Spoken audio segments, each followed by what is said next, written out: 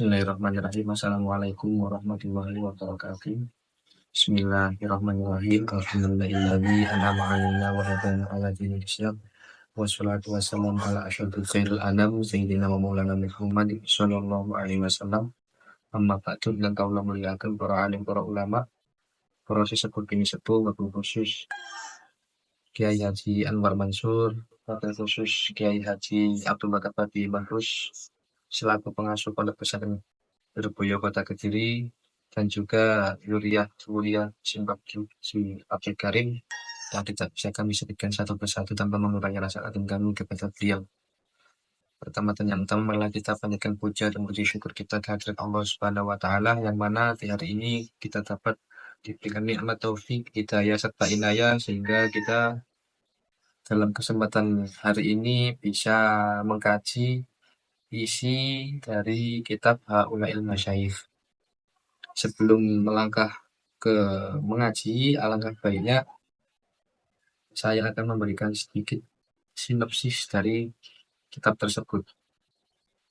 Jadi kitab Haulail Masyayikh itu karya dari Ustadz Musa At-Tamani yang berisi perjalanan ilmiah dari para kiai Nusantara dan juga ada seperti halnya cerita-cerita mengenai akhlak dari si mu'alif serta karomah-karomah yang didapatkan pada waktu thalabul ilm.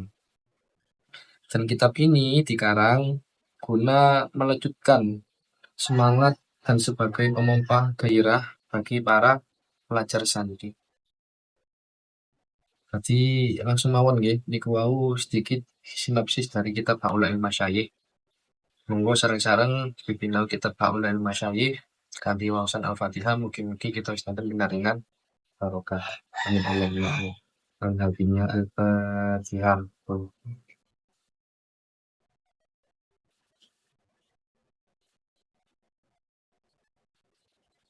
Saderengipun niki kula mempersingkat mawon.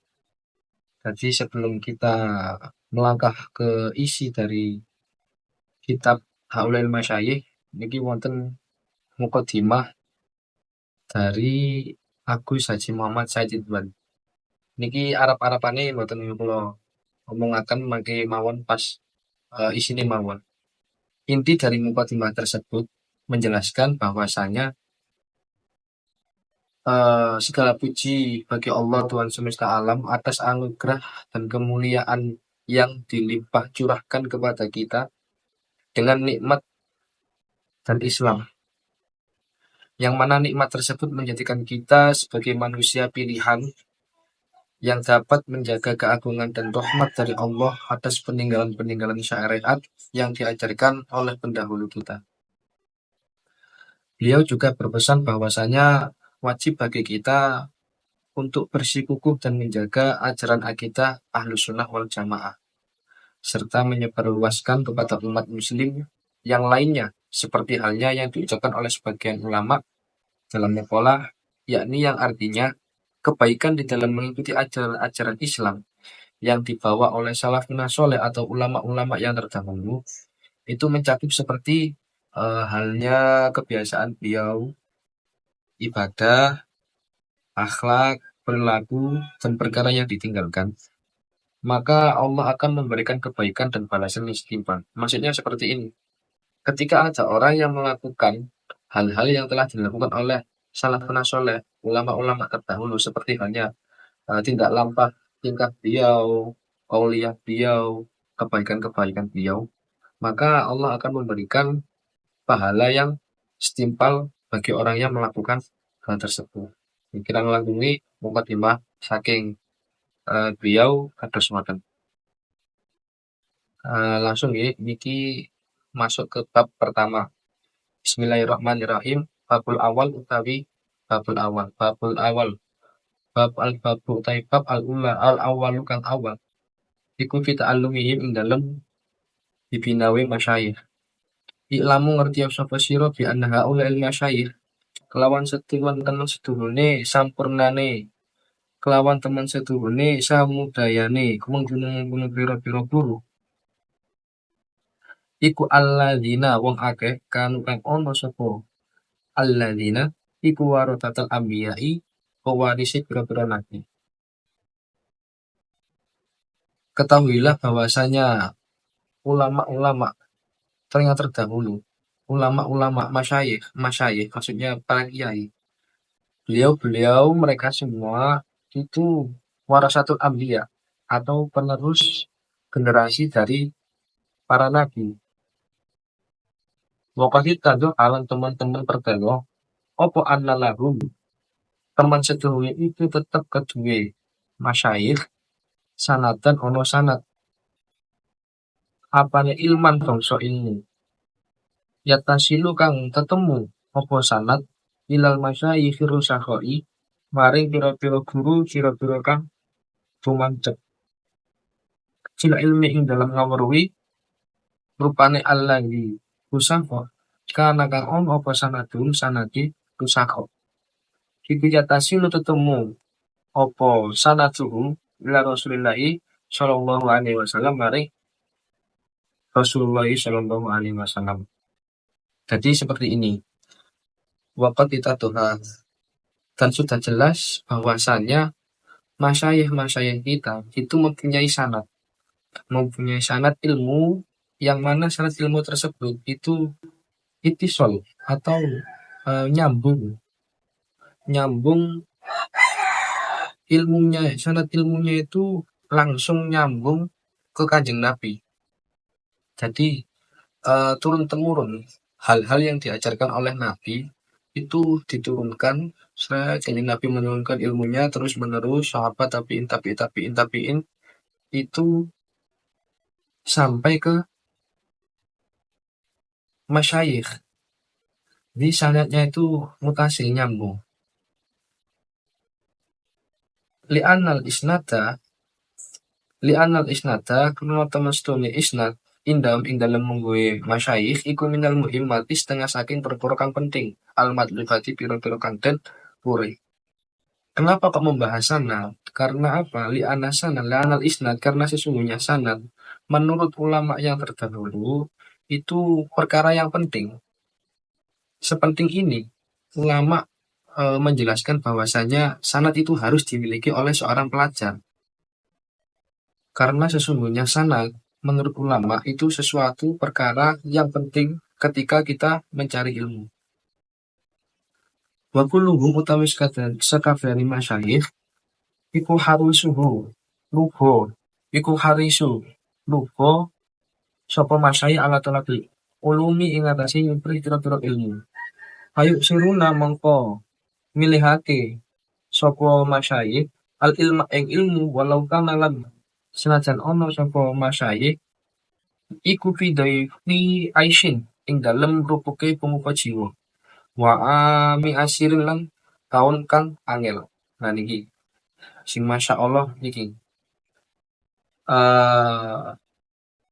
setiap masyayikh itu selalu semangat untuk mencari ilmu.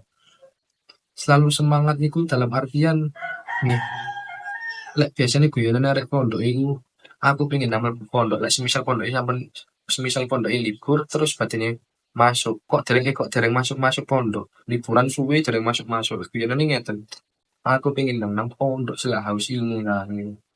Jadi setiap ulama itu mempunyai semangat untuk mencari ilmu.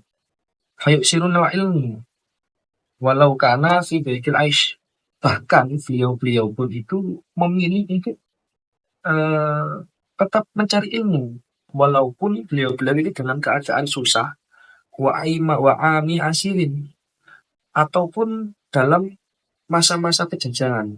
Jadi wis gak ngadek Mas yo aku ono apa ono bom, ono perang, ono alas pokoknya beliau-beliau tetap bersikukuh untuk mencari ilmu.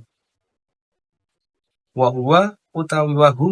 wahum utawi masyayikh iku jalisuna ruwangi lungguh sapa masyayikh inda syaikhihim ing dalem sandinge syaikhe utawa gurune masyayikh. Bitolak bil ilmi krana nyupri pira-pira ilmu fi zaman ing dalem mangsa utawa kang suwe. Layan kusukang ora kurang apa zaman an aisyrina saking 20 apane sanatan taune. Dan iki sing masyaallah banget. para ulama yang terdahulu, beliau itu belajar mencari ilmu, bimbingan mencari ilmu, talabul ilmi, itu jangkahnya itu lama dan tidak kurang dari 20 tahun. Maksudnya seperti halnya kita SD. SD itu kan ada tingkatannya, kelas 1 SD, 2 SD sampai kelas 6 SD. Itu kan kalau dihitung semua 6 tahun. Tapi beliau-beliau terdahulu itu belajarnya itu sangat lama jangkanya. Bahkan bisa lebih dari 20 tahun. Bisa lebih dari 20 tahun. Nah kita 3 tahun mondok, gak kerasan, kena keamanan, boyong mas. Terus pemuda-pemuda kurang gizi, kurang setengah sendok. Beliau-beliau dulu saja 20 tahun masih kurang. Kita 3 tahun malah alhamdulillah. Lanjut faminhum mongko iku setengah saking masyayikh iku wa minhum lan iku setengah saking masyayikh man utawi kiai utawa man utawi kiai wong kiai lam yanki kang ora nikah sumuman illa bada ayya belugha angin ing dalem sakwise yen tumeka sapa man khamsina ing 50 apane sanatan taune lima dalisti goli him krono ketungkule nasyai bil ilmi kelawan ilmu lan iki sing tambah remaja-remaja bucin. Para ulama terdahulu, beliau itu tidak menikah kecuali beliau ini sudah berumur 50 tahun. Kenapa? Sebab demikian itu bisa menjadi penghambat dalam talabul ilm. Misal nang pondok, si fulan nang pondok, dia umur 20 tahun. Lah, tapi dia itu dia cewek, kira ngatur ya apa ya cewek yo. Sehat ta durung wisan, wis mangan ta ora. Saiki lagi apa yo? Terus aku kok kangen. Lah lah wis. Bucin aku skip mawon. Mboten kriteria remaja-remaja Gen Z niku wis parah-parah. Angel. Gawane kudu nikah mawon. Lah beliau-beliau niku malah ngempak nikah sampai sakderenge eh, umur 50 tahun.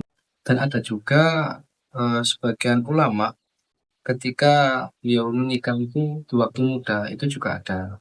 Nah, lakina laziman, tetapi beliau itu tetap bersikukuh dan bersikeras untuk mencari ilmu setelah jelang waktu pernikahan beliau. Bahkan ghairu wahid dan hal tersebut itu tidak satu dua saja, ya juga banyak beliau-beliau para masyayikh banyak juga yang melakukan hal sedemikian rupa.